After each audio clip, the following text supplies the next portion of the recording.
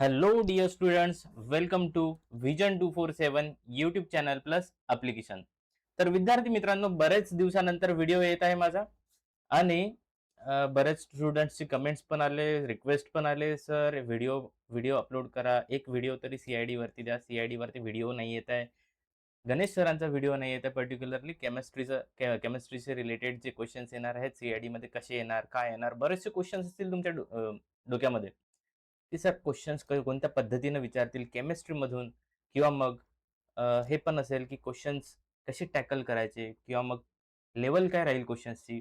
तर ह्या सर्व गोष्टींचा तुम्हाला, या सर्व प्रश्नांची तुम्हाला आज उत्तरं मिळणार आहेत.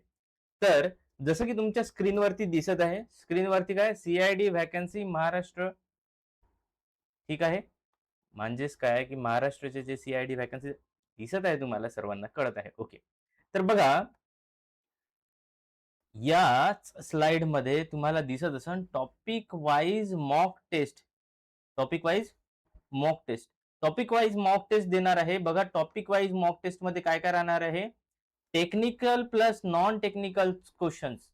Technical plus non technical questions, previous year questions plus MCQs.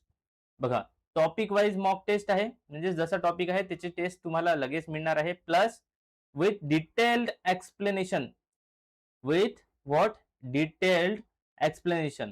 Detail explanation मध्ये तुम्हाला मिळणार आहे. त्यानंतर शॉर्ट ट्रिक्स सुद्धा मिळणार आहे. शॉर्ट ट्रिक्स, क्वेश्चन एखादा जर आला तर त्याची शॉर्ट ट्रिक्स यूज करून कसं त्या क्वेश्चनचं, त्या प्रश्नाचं उत्तर द्यायचं.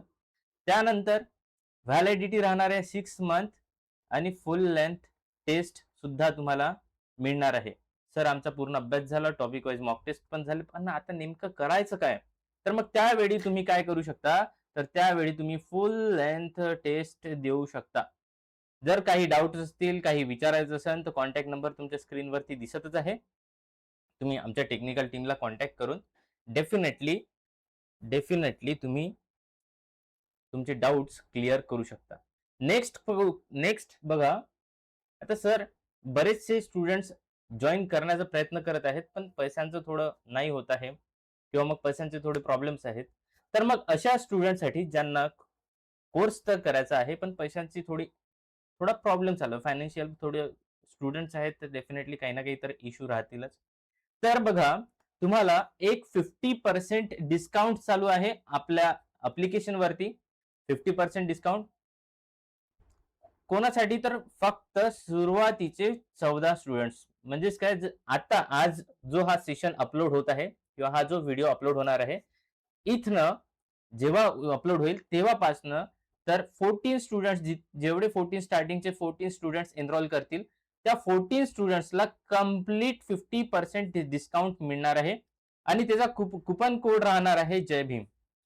कुपन कोड कुठला राहणार आहे त्याचा? त्याचा कुपन कोड राहणार आहे, जस्ट वेट अ मिनिट. हां, साइडला होऊ द्या मला थोडं. ओके. त्याचा कुपन कोड राहणार आहे जय भीम. ओके. चला तर मग पुढे वळूया. पुढचा सेशन सुरू करूया. महत्त्वाचं म्हणजे की सर क्वेश्चन सेशनच आहे. तर चला. बघा, फर्स्ट क्वेश्चन तुमच्या स्क्रीनवरती आहे. स्क्रीनवरती क्वेश्चन दिसत आहे सर्वांना. Am I audible and visible? Yes, yes, yes, yes, yes. सर्वांना ऑडिबल व्हिजिबल आहे. ओके. थोडं सर कॅमेरामध्ये थोडासा फॉल्ट दिसत आहे सर. काही हरकत नाही. रिसॉल्व्ह होऊन जाईल. मॅटर काय करते? क्वेश्चन्स. ओके. तर बघा, तुमच्या स्क्रीनवरती फर्स्ट क्वेश्चन आलेला आहे. क्वेश्चन काय आहे? Which reagent is commonly used to detect phenols?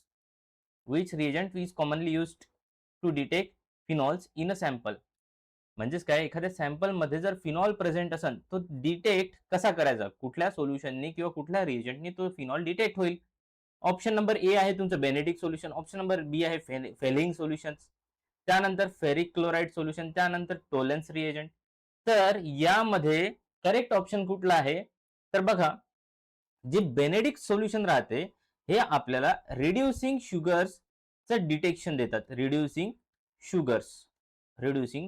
Okay. त्यानंतर फेलिंग सोल्युशन जे आहे, हे आपल्याला रिड्युसिंग शुगर्स प्लस अल्डिहाइडचे टेस्ट देतात. आणि टोलन्स रिएजंट सुद्धा अल्डिहाइड कीटोनच्या टेस्ट देतात. अल्डिहाइड प्लस कीटोनची टेस्ट देतात. फक्त जो फेरिक क्लोराईड सोल्युशन आहे हे आपल्याला फिनॉलची टेस्ट पॉझिटिव्ह देते. फिनॉलची टेस्ट काय देते? पॉझिटिव्ह. याचं करेक्ट ऑप्शन काय आहे? Option number C will be the correct answer. Are you getting it? तुम्हाला समजलं? ओके, चला पुढे वळूया. पुढचा क्वेश्चन बघूया. नेक्स्ट क्वेश्चन आहे तुमच्या स्क्रीनवरती. द टेक्निकल काय? द टेक्निकल नाही sir. The technique commonly used to separate ink components in forensic document examination. Forensic document examination मध्ये जर समजा तुम्हाला इंक सेपरेट आउट करायचे, इंक सेपरेट करायची आहे, इंक कंपोनंट सेपरेट करायचा आहे, तर तुम्ही कुठली टेक्निक यूज करणार? तर फर्स्ट ऑप्शन आहे तुमचा, first option is what your distillation. Second option आहे paper chromatography. Third option electrolysis. Fourth option is what? Crystallisation. Correct answer will be what your option number B. Option number B काय आहे? तुमचं correct answer राहणार आहे. Okay, next question बघूया. PH of neutral solution. अरे हा कोणीही 11th-12th student पण सॉल्व्ह करून देईल. 11th स्टुडंट पण सॉल्व्ह करून देईल. 10th पण देऊ शकते. ओके, एवढं इझी. बघा, इझी टू मॉडरेट पर्यंत क्वेश्चन्स राहणार आहे. आता इझी लेवल चालू आहे तर मॉडरेट, त्याच्यानंतर हार्ड, इझी, मॉडरेट, हार्ड, असं थोडं थोडं आपण इन्क्रीज करत जाऊ. The pH of neutral solution. Neutral सोल्युशनचं पीएच ऍट 25 डिग्री सेंटीग्रेड वर किती राहते? तर ते 0 पीएच राहते का? तर नाही. 14 पीएच राहते का? तर नाही. 7, 10. ते करेक्ट ऑप्शन आहे ऑप्शन नंबर सी, 7. हे 7 जे आहे 7 pH, it means that it is your neutral pH. Neutral pH, nor acidic, nor basic. Okay. The next question, which element is commonly present in graphite used in pencils? असा कुठला element आहे की जो commonly used होतो graphite मध्ये, किंवा मग commonly present असतो ग्राफाइट मध्ये आणि युज्ड होतो पेन्सिल्स मध्ये? तर सांगा कुठला एलिमेंट आहे? तर फर्स्ट ऑप्शन आहे ऑप्शन ए. तुमचं काय आहे? Option number A is what? Carbon. Option number B is what? Your silicon. Option number C is what? Your calcium. Option number D is what? Your iron. Okay, तर बघा सिलिकॉनचं तर काही use नाही आहे. Calcium आपल्या बोन मध्ये present राहते, bone मध्ये. आयरन तर मेटल आहे एक, आयरन मेटलचा तर यूज नाही होईल ग्राफाइट पेन्सिल्स मध्ये. ओके, तर ऑप्शन कुठला राहिला आपल्याकडे? ऑप्शन नंबर ए. ऑप्शन नंबर ए जो आहे हा जो कार्बन आहे, कार्बन लेयर्स मध्ये प्रेझेंट राहते. आणि जसं मी लिहित आहे, जसं आता हे बघा पेननी जसं जसं लिहित आहे, हे बॅक साइड मध्ये जे उमटत आहे ना, हे काय आहे? असं समजा की कार्बन जे राहते ते तिच्यावरती ओव्हरलॅप होत आहे, ओव्हरलॅप, आणि ते असं उमटत आहे. तर याचा करेक्ट ऑप्शन काय आहे? ऑप्शन नंबर ए. नेक्स्ट क्वेश्चन बघूया. नेक्स्ट क्वेश्चन बघूया. आधी तुम्ही काय करायचं? व्हिडिओ पॉज करायचा, तुम्ही स्वतःहून अटेम्प्ट करून बघायचं क्वेश्चन. जर स्वतःहून अटेम्प्ट होत असेल तर क्वेश्चनचं आन्सर बघण्याची आवश्यकता नाहीये. पण जर स्वतःहून अटेम्प्ट नाही होत आहे किंवा चुकलं तर डेफिनेटली तुम्हाला क्वेश्चनचं आन्सर बघावं लागेल. ओके, चला तर मग पुढे वळूया.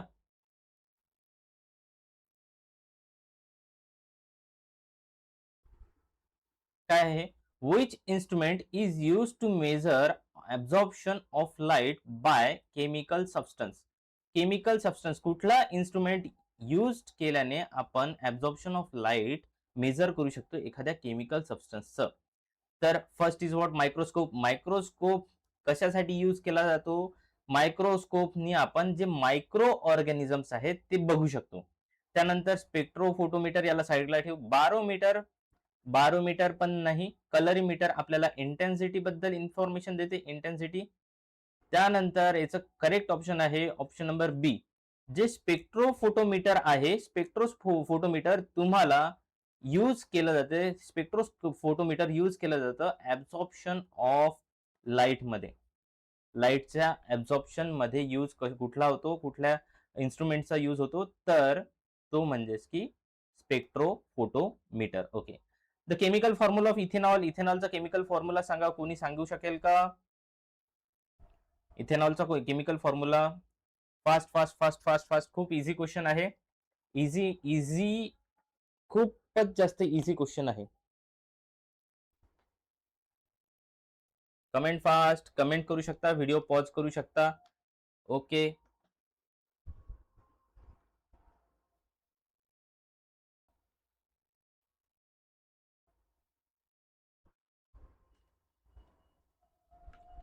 चला तर मग बघूया क्वेश्चनचा आन्सर. इथेनॉल, इथेनॉल म्हणजेच काय? बरं ठीक आहे, ते सोडा, इथेनॉल सोडून द्या. मिथ म्हणजे काय माहिती आहे का? मिथेनॉल वगैरे. ओके, बघूया आपण एक एक करून बघूया, सॉर्ट आउट करूया. बघा, जर समजा, अरे कुठे गेलं? हा, जर समजा मिथ असेल तर किती कार्बन ॲटम? 1 carbon atom. एक कार्बन ॲटम असला तर मिथ. इथ कधी लावतो आपण? इथ जेव्हा 2 कार्बन ॲटम प्रेझेंट असतील. आता की असा केमिकल फॉर्म्युला बघायचा आपल्याला ज्याच्यामध्ये 2 कार्बन ॲटम प्रेझेंट आहे. तर बघा, CH3C, सर याच्यामध्ये तो 2 कार्बन ॲटम प्रेझेंट आहे. ठीक आहे, बघूया. नेक्स्ट पण बघूया. बघा, C2H5OH, याच्यामध्ये 2 कार्बन ॲटम आहेत. याच्यामध्ये 1 carbon atom, option number C eliminate झालं. त्याच्यानंतर 3 carbon atom, option number D पण एलिमिनेट झालं. म्हणजेच काय, करेक्ट ऑप्शन काय आहे? तर बघा, ए आणि बी मध्ये कन्फ्यूज होईल. आता ए काय आहे? ए मध्ये काय फंक्शनल ग्रुप कुठला आहे? Carboxylic acid. म्हणजेच हा जो आहे कार्बोऑक्झिलिक ऍसिड आहे. कार्बोऑक्झिलिक ऍसिड. आणि विचारलं काय आहे? इथेनॉल. इथेनॉल, ओ एल म्हणजेच काय? Alcohol. Alcohol denoted by O H. आता फंक्शनल ग्रुप बघा, ओ एच कुठला आहे? हा वाला. करेक्ट ऑप्शन काय आहे? Option number B will be your correct answer. Okay, next question बघूया. Which gas turns lime water milky? असा कुठला गॅस आहे की जो लाईम वॉटरला मिल्की मध्ये कन्वर्ट करते? लाईम वॉटरला मिल्की. ऑक्सिजन. ऑक्सिजन लाईम वॉटरला मिल्क मध्ये कन्वर्ट करते का? मिल्की मध्ये कन्वर्ट करते का? तर नाही. हायड्रोजन. हायड्रोजन पण नाही. ऑक्सिजन तर नाही करणार. नायट्रोजन. नायट्रोजन पण नाही. याचं करेक्ट ऑप्शन आहे कार्बन डायऑक्साइड. कार्बन डायऑक्साइड जेव्हा रिॲक्ट करते लाईम वॉटर सोबत तेव्हा व्हाईट पीपीटी फॉर्म होतो. कुठला पीपीटी? White PPT. आणि तोच व्हाईट पीपीटीला आपण लाईम वॉटर मिल्की असं म्हटलेलं आहे. मिल्की. ओके, नेक्स्ट क्वेश्चन बघूया. बघा,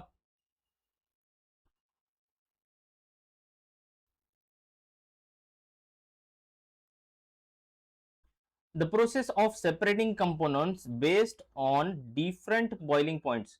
डिफरंट बॉइलिंग पॉइंट अशी कुठली प्रोसेस आहे की जेणेकरून आपल्याला जे सेपरेटिंग कंपोनेंट्स आहेत ते कशाच्या बेसिसवरती डिफरन्शिएट करता येतील, किंवा मग कशाच्या बेसिसवरती ते सेपरेट आउट करता येतील? On the basis of what? Boiling point. आणि त्यालाच काय म्हणायचं? जर समजा बॉइलिंग पॉइंटच्या बेसिसवर एखादा कंपोनंट आपल्याला सेपरेट आउट करायचा आहे, ठीक आहे, असं समजा एक तुमच्याकडे कोनिकल फ्लास्क आहे. ओके, कोनिकल फ्लास्क, असं कोनिकल फ्लास्क आहे. आणि या कोनिकल फ्लास्कमध्ये तुमचे 2 सोल्युशन्स आहेत. ओके, एक बघा या कलरचं किंवा मग या पद्धतीचं, आणि एक ब्लॅकिश. ओके, मिक्स आहे. मिक्स आहे, ट्रान्सपरंट आहे. तर लिक्विड फॉर्मॅटमध्ये आहे. ठीक आहे, लिक्विड फॉर्मॅटमध्ये. आता बॉइलिंग पॉइंट आहे, इट मीन्स दॅट लिक्विडचाच लिक्विड फॉर्मॅटमध्येच असेल सॅम्पल. बरोबर. आता जर समजा मला याच्यातला एक कंपोनंट सेपरेट आउट करायचा आहे, जसं मला याच्यामध्ये जो ब्लॅक वाला आहे तो सेपरेट आउट करायचा आहे. आता कशाच्या बेसिसवरती सेपरेट आउट करणार मी तो? तेच विचारलेलं आहे. फिल्ट्रेशन करू शकतो का मी? नाही, कारण ते काय आहे? Liquid format. लिक्विड तर फिल्ट्रेट सोबतच निघून जाईल, म्हणजेच फिल्ट्रेशन तर होणारच नाही. सब्लिमेशन होईल का? तर हे पण नाही. वेपरमध्ये कन्वर्ट होईल, मग मिळणार काय? मिळणार कसं? हे जर इव्हॅपोरेट केलं आपण आणि हे जर वेपरमध्ये कन्वर्ट झालं तर मग मिळणार काय आपल्या हातात? क्रोमॅटोग्राफी पण नाही. तर याचं करेक्ट ऑप्शन आहे ऑप्शन नंबर बी, डिस्टिलेशन. बघा, जेव्हा आपण हिटिंग करतो आणि याला जेव्हा आपण कंडेन्सरनी जोडतो आणि एक इकडे रिसिव्हर राहते, एक इकडे काय राहते? रिसिव्हर. रिसिव्हर. हां, रिसिव्हर राहते, तेव्हा हे वेपर्स जे आहेत हे इथे लिक्विडमध्ये कन्व्हर्ट होतात आणि इकडे सेपरेट आउट होऊन जातात.